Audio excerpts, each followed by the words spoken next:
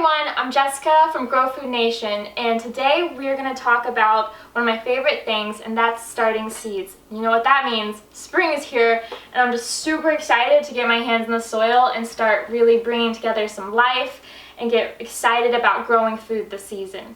If you haven't checked out, we have a great documentary coming out this April called Grow Food. You should check out growfoodfilm.com, sign up if you haven't, and other than that, let's get started on seeds. So what I want to talk about today specifically is a method called soil blocking. It has a lot of advantages over the cells, but this is one of my favorite types, and I just want to kind of walk you through that process today. But where we are in the season right now, it's March here, I'm on the East Coast, so we have, we kind of have to get a jump start on the season, which is why I'm starting seeds in the house right now. But last month in February, I actually went out in the garden on a very strange warm weekend, and I went ahead and cleaned the garden up. I chopped and dropped, so all the old stems from tomatoes, I went ahead and cut them down. I didn't really pull them up because I really like to give the soil food web. I don't like to disturb it if I can help it.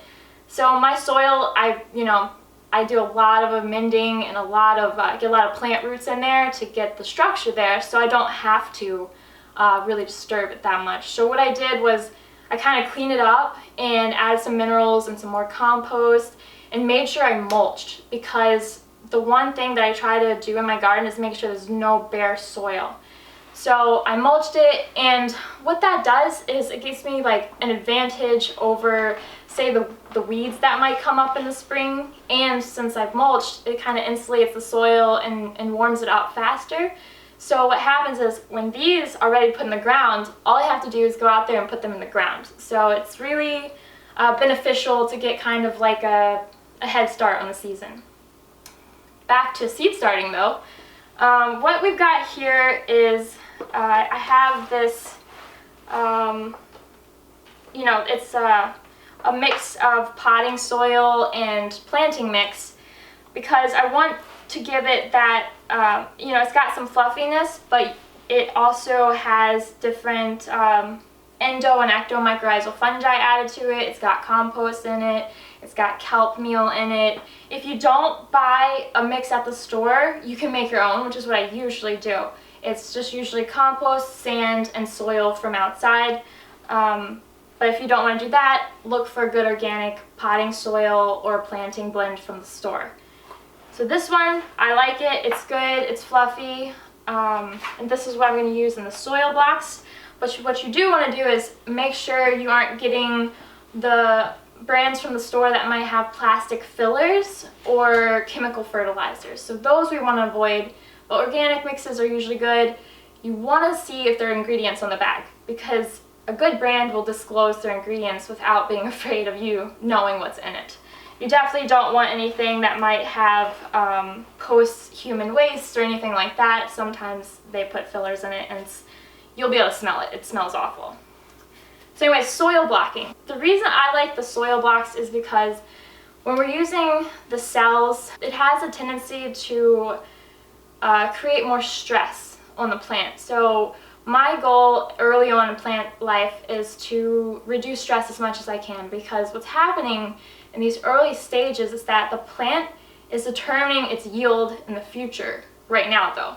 So by reducing stress, I'm increasing the potential that I'm capturing out of the seed and the plant, and it really helps supporting it early in its life, which is just like humans too. So use the soil blocks because the cells, when the plant's roots start growing, they do something called becoming root bound, which means they start wrapping around, and eventually it's gonna mess up the plant's growth and really set it up. It's like you leave a baby in a crib and you never take it out. You can kind of think it's gonna have some consequences.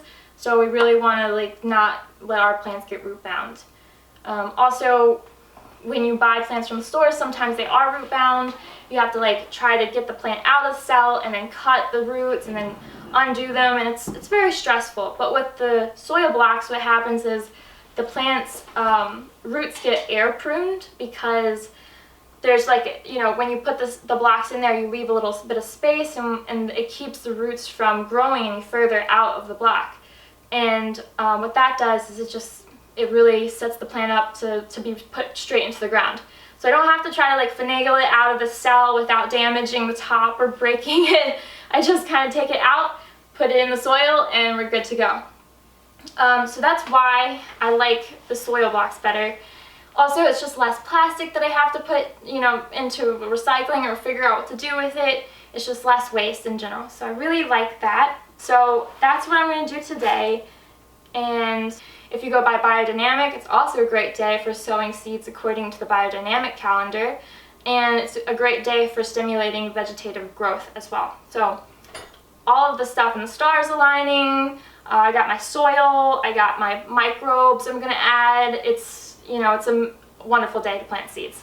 So I do want to show you, in addition to the type of soil you use and really making sure the minerals and everything's available and that your plant's not stressed, is to add like a seed inoculant, mycorrhizal fungi blends. There's different ones you can get. This is one that I like from Advancing Eco Ag, but this is one of my favorites. And what you do is you'll put it into the seed packet before you even start the seed, like put them in the soil, and you shake it up. And that's kind of like colostrum. You introduce it to the seed at birth, and it gives it digestive assistance to help it access all the nutrition in the soil, so it can really have all the nutrition in the beginning and not have to like be in want of nutrition. It doesn't get stressed out. It's a more resilient, healthy plant. So I do that. If you do buy plant starts or potted plants from the store, there's nothing wrong with it. You can totally get this stuff, and when you go to transplant it, you can kind of dust this on the roots when you take it out of the cell. Or you can create like a drench, and when you dig the holes, you like pour a little bit of your inoculant drench into the hole, and then you plop your plant in there. The main point, the most important point, is to get it to touch the roots. You need root contact in order for it to do any good. So that's what we're going to do here. I'm going to go ahead and put my powder into my seed packets before my hands get wet and soil all over them. And we'll do that, and then I'm going to go ahead and add in all my good soil into my tray, moisten it, because you really want a nice putty-like consistency in order for the soil blocker to work. So let's get started. So I have ground cherries and tomatoes and bell peppers. First I'm just going to do some of my seed packets. If they're from last year, they already have some powder on them, because it doesn't get activated until your seed is activated, so it's totally fine to put in there and leave it in there. So these are my tomato seeds. These are the ones I'll use to show you. I put just a little bit sprinkled in there, and then I'm just going to shut it, and I'm just going to shake it around, get it good and coated. And I'll put that right there. And as you can see, I have mesh trays, which is what I like to use when I do soil blocks, because the bottom tray is solid. So what I can do is, you know, if I want to water from the bottom, because that makes the roots grow downwards and become stronger, I can take it out, water in the bottom, stick it back in. Or say I accidentally overwatered, I can just take it out, pour out the extra water, and put it back in, right? So I like to do that. That's just my personal preference. So we inoculated the seeds. Now I'm going to go ahead and add in more of the soil mix over here. Like I said, this is one of my favorites. If you do soil blocking, it is good to have some garden soil or something with maybe a little bit of clay content if you can. Minerals, and also just cation exchange capacity, which is, you know, way energy travels in the soil, all that kind of stuff. It helps that. It also helps the soil block stay together. So I also just want the plants to kind of know what they're in for. It's like if you put them in a completely soilless media and you kind of tell them this is what the world is like, and then you put them into like clay soil and they're like, this is not what the world's like. and it's kind of stressful and shocking, and it's like you just kind of kick them out and say good luck. Well, I kind of want to give them a heads up and let their roots get kind of strong, because if it's a soilless media and the roots, they are just like thinking that it's going to be super loose and easy to grow, and then you put them in some hard soil, they're going to get stressed out really fast. So anyways, I just do kind of a combination, you know, of the two. It's got compost, which has a lot of, you know, good microbes, organic matter, some nutrients in it. And then I'm going to add my own extra kelp powder because it has good growth stimulators for the seeds. And I'm going to add some azomite rock dust for extra minerals, because I just want them to have everything they need, you know. It's like, you know, your kids. You want to make sure they're well taken care of and give them the best start in life, and that's kind of what we're doing right now.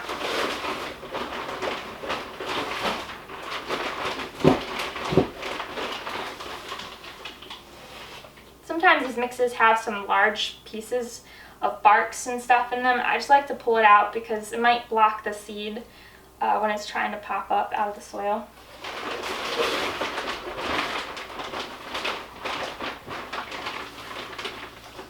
Which is why I just add it like a little bit of time. I can see just like some rocks stuff in there.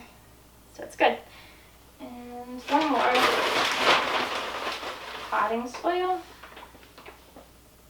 Okay, that should be enough for us to get started anyways. So I'm just going to mix that. I'm going to add a little bit of kelp.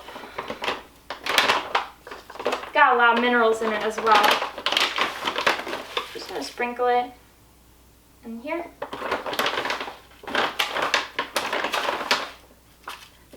Not too much, but enough to like evenly get distributed.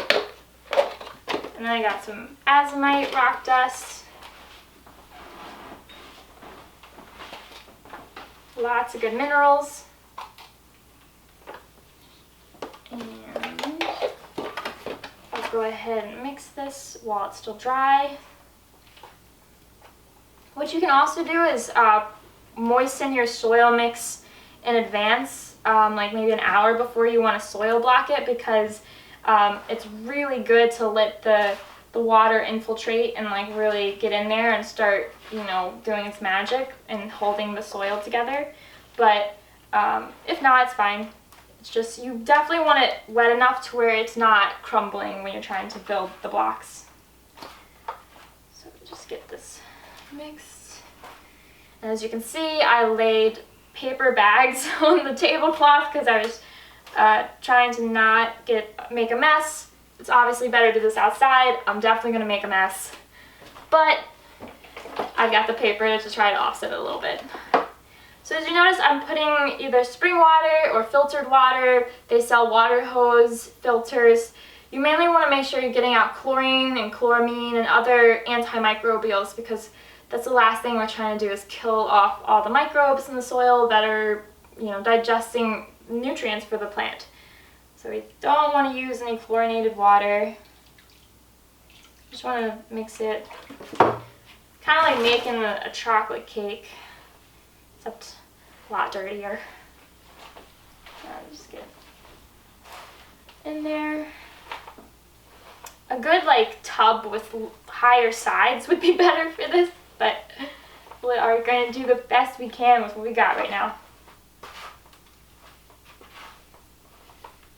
Kind of like massaging in there. You want it more on the wet side than the dry side, like I said, because you want the blocks to be able to hold their form. I'm totally getting this all over the floor right now. That's why they make brooms. Also, what do they say for a happy home? It's clean enough to be healthy, dirty enough to be happy. I follow those. That's my kind of philosophy. Getting like your hands in the soil, especially for children, is so good for their immune systems and really, you know, helping their microbiomes and helping them to like, you know, not get allergies as much, and yeah, we gotta touch our environment, you know. We can't try to keep separating ourselves from nature, because when we do that, that's when imbalance comes. That's when disease comes. So we really gotta stay in tune with nature, because we are nature. I think this is getting pretty well moistened. Let me see if it can hold. This is a test. It's looking pretty good. Just massage it a little bit more, because I want to kind of let the water kind of expand the soil and not be so superficial, but like get like deep in there.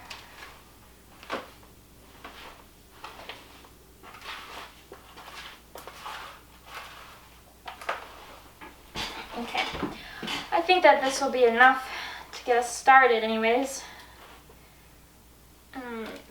Dust my hands off. Get the soil blocker. This one is a 4-slot one. It has these little it has little things on top that make indentions to put your seeds right into. It's really awesome for people like me who will take like literally half an hour with a toothpick and try to like make the perfect size hole. This just cuts down a lot on the time. And I'm sorry ahead of time if this is really loud.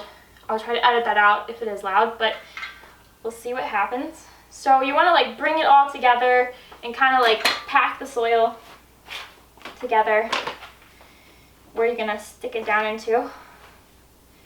And then I'm just gonna take this and I'm just gonna kind of want to twist it as you're pushing it down to make sure that the cells really get filled, and maybe do it a few times.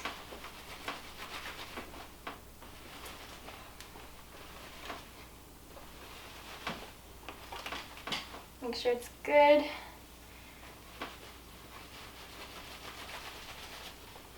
I should actually have gotten like a knife to scrape the bottom off, but you want to scrape the bottom off. If you have a butter knife, that's awesome. I'm just going to take my hands and try to pack it, smooth it out. This looks pretty good. See? It's all in there, it's packed nice and tight. And now I'm going to see what it looks like. First I want to push this tray in a little bit. Okay, and then we're going to take our first one and there we go. And we got our first batch of soil blocks. We'll look at them and we'll go ahead and like pull them apart a little bit. You can't really see this, but I'll try to lift it up so you can see it. I'm going to separate the soil blocks.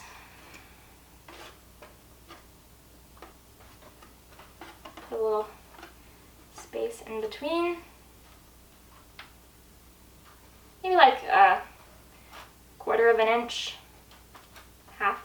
quarter to half an inch. I just kind of eye it, you know, what looks good. And then, actually, you know what, I'm going to take this mesh thing out. I know I just pushed it down in there, but I want to take it out so you can see the soil blocks. I'll pick one up. You can see, this is what it looks like. It's got a little hole. You know what, I'm going to show you. Can you see it? Little indentation.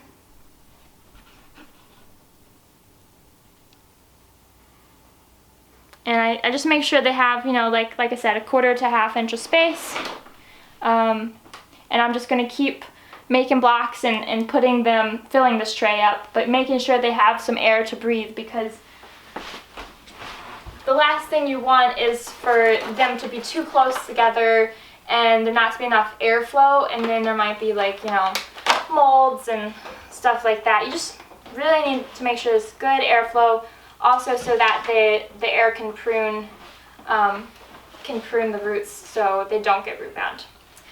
So that's it. Now I'm gonna go ahead and make some more soil blocks and plant my seeds. It's super easy. All I do is, since it has the indentation already, I'll go ahead and show you actually. Of course my hands are covered in soil, but just want to get couple of seeds. I like to put 2 seeds in each hole. So I just go ahead and put the 2 seeds in each one.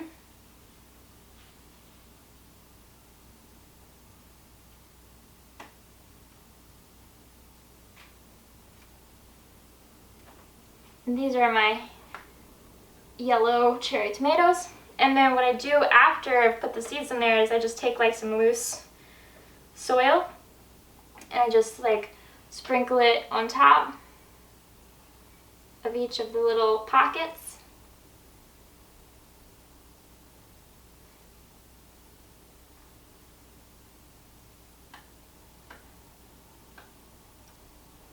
Make sure you get some good soil contact, but don't pack it tight. It's like a Goldilocks theory. Not too much, not too little, but just right. And so that's what I do. I cover it up. When they're all done, I go ahead and water it gently, very gently. And that's it. Also, what I like to do with my seeds is when these start sprouting, I'm going to go ahead and put them under a grow light. But I also like to take index cards or some kind of notepad or something. I like to just write nice things to the seeds, welcoming them to the world, also writing positive things on them like you're awesome or love is a great one to do. You know, there's been studies or they've made observations that when you write positive things on the plant pot or on the side of the tray, the plants actually grow better. And when you write negative things, they don't usually survive, right? So I'm trying to put all the positive energy into these plants that I can, because ultimately this is going to become food that I want to use to nourish my body, my family's body, also to just put this good intention and energy into the earth. A lot of times we don't really connect with where our food's coming from. So if we're taking the time to connect and grow our food, we got to really just put in all of our passion, our love, and our good vibes, because that's what's going to grow the best food. So I hope you guys have enjoyed this video.